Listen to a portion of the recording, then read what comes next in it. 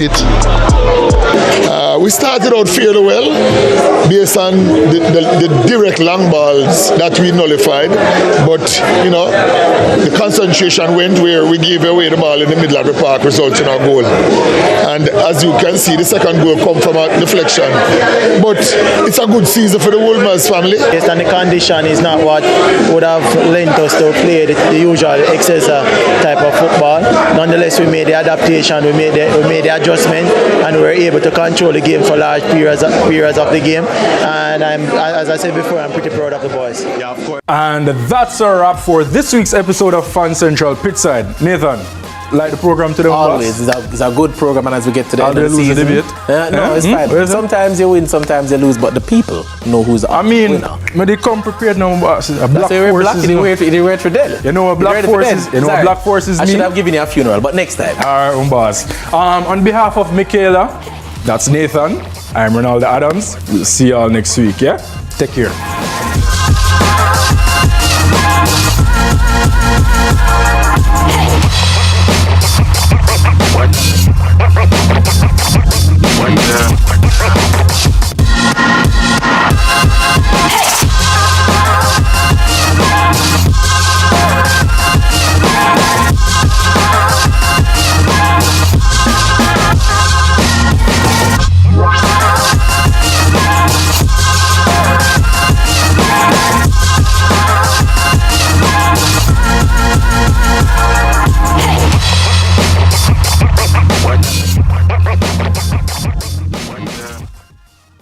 Small business owners and independent contractors get affordable insurance with Sagicor Pro Shield. The time by Sagicor Life is 7 o'clock.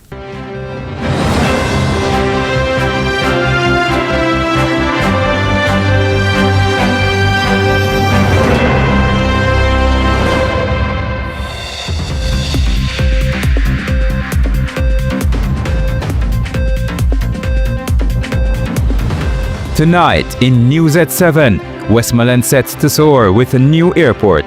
JLP hits back at JPS bill cut criticism. Trade wins Citrus clarifies NRCA settlement. And fatal collision near Christiana. While in sports, late start to second test at Sabina Park.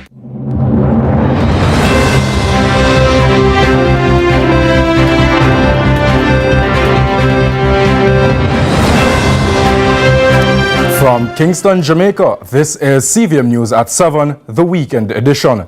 It's Saturday, November 30, 2024, and it's beginning to look a lot like Christmas. I'm Ronaldo Adams. Welcome. Big changes could be coming to Westmoreland's travel landscape as the government shifts focus to a new airport project. The decision is already sparking reactions, with one tourism leader calling it a game changer. The government's plan to build a new airport in Little London, Westmoreland, has received strong support from Richard Wallace, president of the Destination Assurance Council for Negril. He praised the decision, emphasizing the benefits it will bring to the region. Prime Minister Andrew Holness recently announced the project as part of the efforts to meet the growing demand for air travel and the limitations of existing infrastructure. Originally, the plan was to expand Negril's aerodrome, but environmental concerns over the Great Morass, a vital ecological area crucial to preserving Negril's iconic white sand beaches, led to the selection of Little London instead. Wallace highlighted the potential for shorter travel times. There are some people that travel from overseas destinations that arrive in Jamaica quicker than it takes them to drive from the airport to Negril. If the airport is in Little London is like 15-20 minutes from Negril, and if the roads are upgraded, it can even be less than that. So I believe Little London is an ideal location, and it will serve us well. Safety and size concerns also played a role in the decision to shift locations. Negril's aerodrome was deemed unsuitable for larger aircraft and faced risk from frequent fires in the area. Wallace believes the Little London site is far more suitable for the airport's development. That area has a lot of cane lands, a lot of flat area that can accommodate an airport. I understand that the first phase of the development there is enough space for that. But if they're looking to expand in the future, maybe 20 years from now, I'm being told that the Little London High School may have to be demolished and removed to facilitate expansion. However, I mean, that's years in the future. But now there's enough space in Little London, in that area near Maysmere, that will facilitate the airport. Jamaica currently has 3 international airports: Norman Manley in Kingston, Sangster in Montego Bay, and Ian Fleming International in St. Mary. This recent addition aims to boost accessibility and enhance the region's appeal as a tourism hotspot. Shante McNeil, CVM News. Still in the West, residents and motorists in Negril will have a smoother commute as the National Works Agency reports the completion of major roadwork to the West End. This is only one of the successes of the National Works Agency in the parish, with more work underway for roads damaged by Hurricane Beryl. Courtney Lewis tells us more. The complaints of residents and motorists in West End Negril were many as they grappled with poor road conditions and stench associated with stagnant water. Students of the West End Infant School were also left maroon following heavy rains in the town. Bearing them on the bike, mash up, and the passenger might complain and all them something there. So, good man, the road could have fixed because the school here again. Water down there again, nobody know coming out, people are walking, I don't think water come up. The taxis don't want to take us in because, as you see, the road is in a very bad condition. So based on the waterlog that is there, they don't want to take us across. Years, ever since I'm throw stuff in it sometimes, and the people live around and spread out, but we get bad away and all, can't manage them. Many say they have even fallen into the waterlogged potholes on their way to their destination. But the National Works Agency says it is hoping their success in the latest $19 million rehab investment will make life easier for commuters. We conducted the resurfacing of this particular stretch, and we have also upgraded sections of the drainage network in the area. This area was severely scoured following successive storm events and was a challenge to navigate. It's only one of the principal post-Beryl restoration efforts, with more on the way. We are also undertaking patching works along other sections of the corridor. So in all, we have 3 projects which have targeted this section of the Western Roadway. We included the rock revetment works, as well as the recent rehabilitation work and our continued patching. Jason, a regular commuter, expressed his gratitude for the change. That would look like it. So I said big respect to the man who give it. You know what I mean? See every part, some of them things there, you know? Yeah, because they lose enough parts. Whole heap of parts in general, God knows. The West End rehabilitation was funded by the Tourism Enhancement Fund. Courtney Lewis for CVM News. After much backlash about the recent announcement made by Prime Minister Andrew Holness to slash light bills by 53%, the Jamaica Labour Party, JLP, has clapped back to rubbish the claims of it being an election strategy. Adrian Williams has this story. The Jamaica Labour Party, at a recent press briefing, used the platform to clarify what they deem as fiction in relation to Prime Minister Andrew Holness's recent announcement of a 53% reduction to customers' light bills. Minister of Science, Energy, Telecommunications and Transport, Darrell Vaz, says the Jamaica Public Service, JPS, has highlighted that the bulk of its customers will benefit. The customer percentage is between 70 to 78% of customers that consume up to 200 megawatts per month. So that is way above the figure that I quoted earlier. So it really means that the majority, if 3/4 of the customer base of JPS will benefit from the announcements by the Prime Minister on Sunday. Vaz is confident that this announcement will be honored and that there is no need to be concerned about accusations of fiscal imprudence. The bottom line is that I can say without fear of contradiction that this is not a run with it, and that information will come out in the open as soon as the task force has concluded the discussions in relation to what the methodology and mechanisms that are going to be used and for how long, etc. Marlon Morgan, member of the JLP Communication Task Force, meanwhile accused the People's National Party, PNP, of being hypocritical in their comments on what he says is intended to ease the burden on the pockets of Jamaicans. The JLP government will be reducing, as Minister Vaz would have underscored this morning, the GCT on electricity charges down to 7%. That will be a 53% reduction in the GCT rate.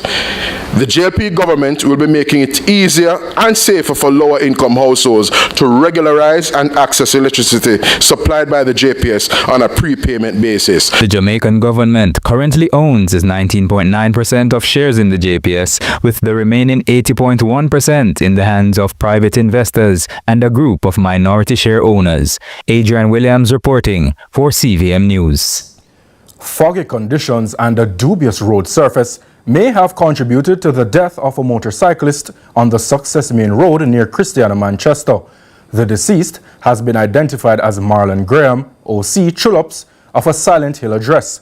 While police conducted their due diligence, we heard the following account from one of several residents who gathered around the crash site in relation to what he believes occurred. Accident victim from Coleyville, that's Upper Christiana. This is Succeed on the strip where the accident happened. So he was coming too fast, so he could not negotiate the corner. He did not hold on to his side. As you can see, the bike is on the right side of the road. There's a helmet here that can prove it. The bonnet on the car can prove it, and the car is in the middle of the road. He was transporting a motor vehicle accident person. I don't know how the accident person is right now. He had a foot broken already, and there's a double accident because the accident person meeting 2 accidents tonight, and see this accident has taken a life. Who says that he had seen the deceased earlier that evening, described Morgan as a committed farmer and motorcycle enthusiast. Is one of the most hard-working farmer in a Silent Hill. Are the best rider, but always in a water boot and so on, and in bike always straight. There's no way, nobody can tell me say this man is a careless rider. Residents of the Cornwall district in northwest St. Elizabeth gladly welcomed the rehabilitation of the Cornwall Top Farm Road in the community. Here is Adrian Williams once more. Cornwall district in northwest St. Elizabeth made the news last year after a female farmer from the community, Dion Blake, asked Prime Minister Andrew Holness for a donkey. Holness assured Blake that she would receive the animal to ease her journey to her farm with goods. A year later, he delivered on his promise as several ministers traveled to the community to hand over the donkey named Prosperity to Blake while Holness was away on a business trip. On Thursday, Blake gave the vote of thanks for the opening of the Cornwall Top Farm Road, the same road for which she needed a donkey to traverse. Down the road with me nice clean self. But I work me come on and go back up the hill with me nice clean self. First time I would have here skip pothole, skip rock stone, and jump over you so like a bullfrog. I'll bump me there, I'll pop on the road. No, me not have to jump. Me can just whine a little. Diggle a little. Sing a little. I can skip a little to run if I feel like to. Like Blake, several other farmers also expressed their thanks for the restoration of the farm road. You know, so we feel good, feel grateful, man. After see the road they are done and thing, you know. What was the road like before this? Bad, man. Really bad. And donkey alone can come up on them road there. But you buy a new shoes, you done, twist up. So we feel good to see the road that fixes. Oh my God, man. I'm very happy. I tell you, a big man thing, because when I was going to school, for my small, let me tell you something. So my time I tell you, say, yo, big man, I play stone also. In the road, you understand me? Even when rain falls, so my time you drop all 3 times, 4 times before you enter out on the main road. Member of Parliament for the constituency, J.C. Hutchinson, urged Minister Green to do more for the area. I'm asking and making a plea, Minister, that you look at North West St. Elizabeth in a special way to provide more farm road assistance. It is one that is well needed. The National Farm Road and Rehabilitation Program is expected to have far-reaching effects on the economy, agriculture, and rural development. Adrian Williams reporting for CVM News. Stay with us. News continues in a moment.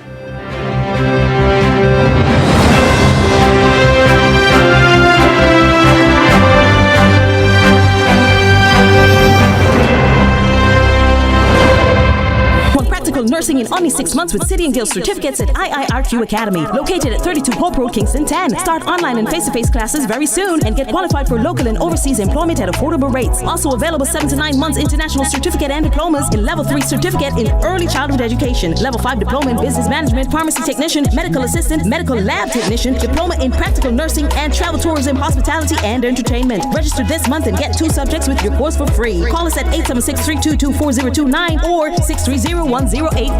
Where the difference is made. Where titles are decided. Where respect is earned. Excel here and you could go down in history. It's the final third. CVM TV's weekly JPL preview show every Sunday, starting 30 minutes before our live broadcast. Get insight, analysis, and hear from your favorite players weekly, just before we bring you our feature broadcast for the day.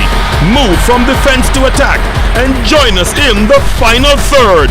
This and every Sunday until the end of the JPL season. Inform Arnott Gardens look to extend their win streak to 5 matches, but travel to face Waterhouse, who are unbeaten from their last 8 in the Jamaica Premier League. See it happen live on CVM TV's Monday match night, December 2, with kickoff at 7:45 p.m. Jerusalem comes alive for this clash of JPL powerhouses, and CVM TV will be there every step of the way. That's Waterhouse against Arnott Gardens on Monday match night, December 2 at 7:45 p.m. on CVM TV.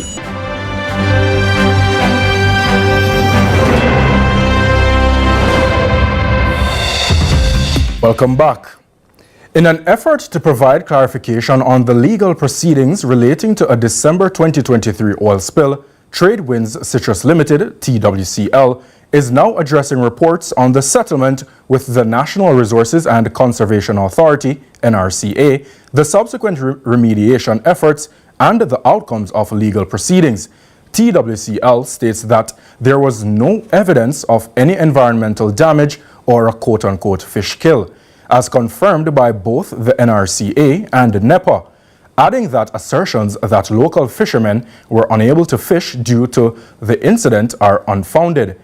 Regarding legal proceedings and settlement on December 18, 2023, the NRCA initiated criminal proceedings against TWCL in the St. Catherine Parish Court for an alleged breach of Section 11 of the Wildlife Protection Act.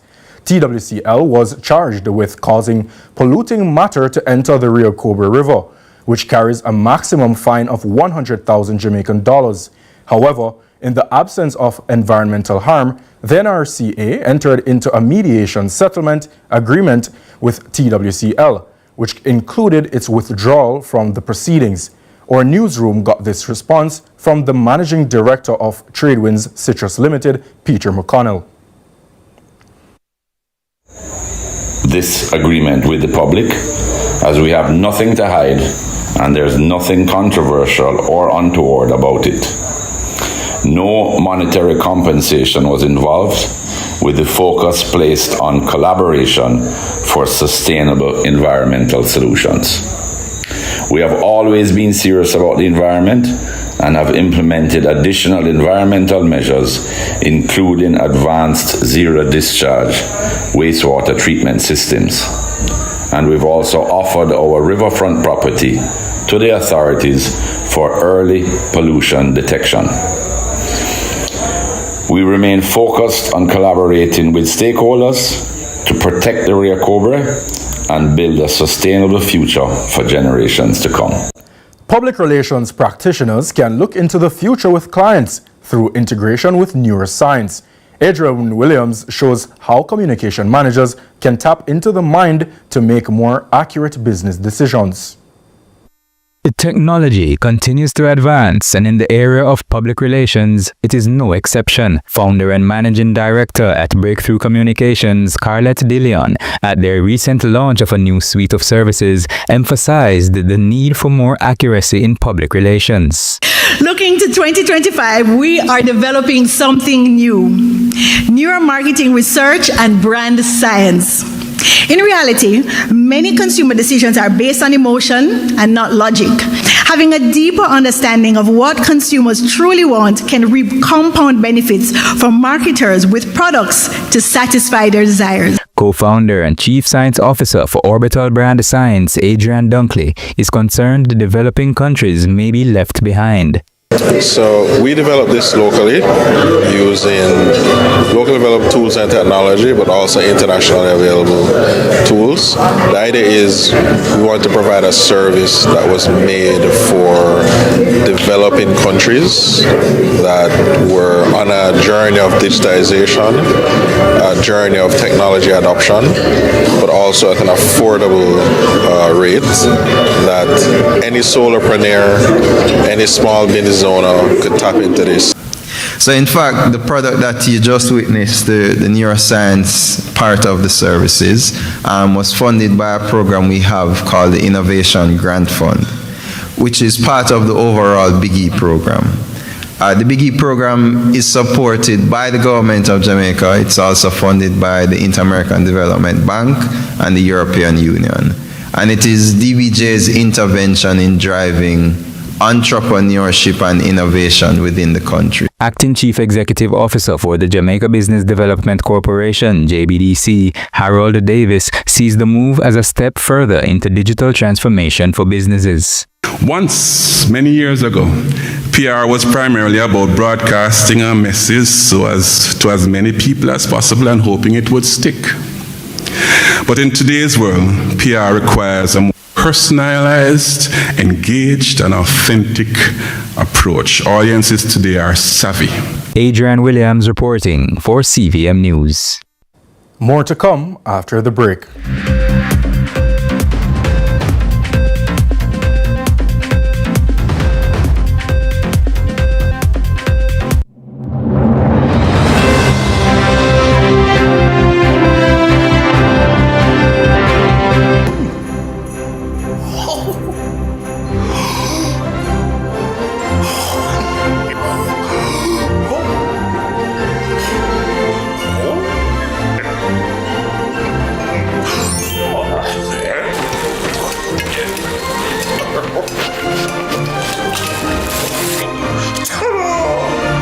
Christmas from Edgecombe Paints, changing lives one gallon at a time. You hear the news? AM Financial give them customers cash back for the Christmas. Cash back! You can get up to $15,000 with every loan disbursed. True. Plus, them increase them loan amount so you can get anything you want. And with every loan, you get a free gift. Free! Apply now at loansale.amfinancialja.com or WhatsApp 876-437-3982. Make sure you apply early. Promotion ends January 31st. Conditions apply. Where the difference is made. Where titles are decided.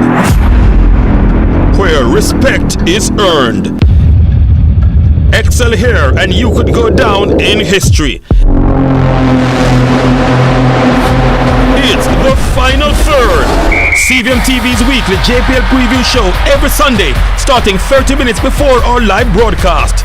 Get insight, analysis, and hear from your favorite players weekly, just before we bring you our feature broadcast for the day. Move from defense to attack and join us in the final third. This and every Sunday until the end of the JPL season.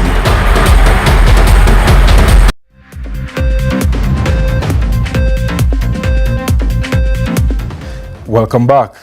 Now, As we anticipate the fast approaching Yuletide season, we note it's also often considered to be a period of loss and grief. For this Inspire Jamaica, we used the cinematography courtesy of Cleon A. James of Top Notch Vision Films to bring home the true story of one child, but chances are he's not alone. Reach out and touch somebody's hand. Make this world a better place. If you come, I want to talk to you. Man, who do you think you are? You're not my dad. No, get out of my room. The pains of grieving, which hit at so many different levels, hurt so badly. Imagine a child trying to process these seemingly uncontrollable feelings. I don't know what I'm gonna do with Malik. Babe, I'm tired of it. Cause trust me, if he was my son, you'd want to know what I would do to him. When regression happens, even luxury becomes just a band-aid. Malik, your mom's your baby, alright? You really gonna be disrespecting your mom like that? Malik, I can take you disrespecting me, but not your mom. You need to apologize. And if I don't, what you gonna do? I understand. Malik, you need to apologize to your mom now. Go. Don't touch me. Malik, get Over time, mental absorption and increased irritability will collide. Thanks to Top Notch's foreign exchange, the vision of an answer is found in Jamaica with a humble nuclear family. Malik, this is where you're gonna live for the next 3 months. These nice people are gonna be your family. Consider him, your dad, she, your mom, and this gonna be your little brother. So Isaiah, how was your flight? It was good. It's my first time on the plane. Over here is the closet. All these clothes is his son's? Yes. By himself? Yes, these are all his clothes. The first time I ever seen so many clothes for one person. And this room is where you and my son will be sleeping on that bed. Me and him have to sleep in the same bed? Yeah, man, this is how it is in Jamaica. You have to learn to share. Well, where is the clothes? Right here is your clothes. Where's the shoes? Your shoes is right there. One pair of shoes? Yes. Man, back in America, I had 15 pairs of shoes. Yeah. And this is not name brand. No, my son, he had only 2 pairs of shoes. He had to wear one to America, and this is the only one that leaves. As the boys exchange places, the pain-stricken American experiences patience, love, and prayer in a dirt-poor home, opening a new avenue to respect. This is child abuse. You know what? I'm gonna call the police. I'm sick of getting pushed around. Call the police? Here, call the police. And remember, this is not America, this is Jamaica. It's not 911, it's 119. Here, call the police. He conquers the difficulty of forming trusting relationships and the magic in opening up about the loss of his father. When I was 7, my dad died. And you make me feel like I have one again. You and Miss Maxine has changed my life so much. Now I see the person my mom wants me to be. And for that, I'm grateful. At the end of 2 return flights, lessons worth more than money, as burdens are offloaded for 2 families, as they should. I just want to apologize. Before I left to Jamaica, I said some things that I didn't really mean, and I was real disrespectful. Could you find any way to forgive me? Malik, don't worry about it. Based on what I've seen, I know you have changed. Through good and bad times.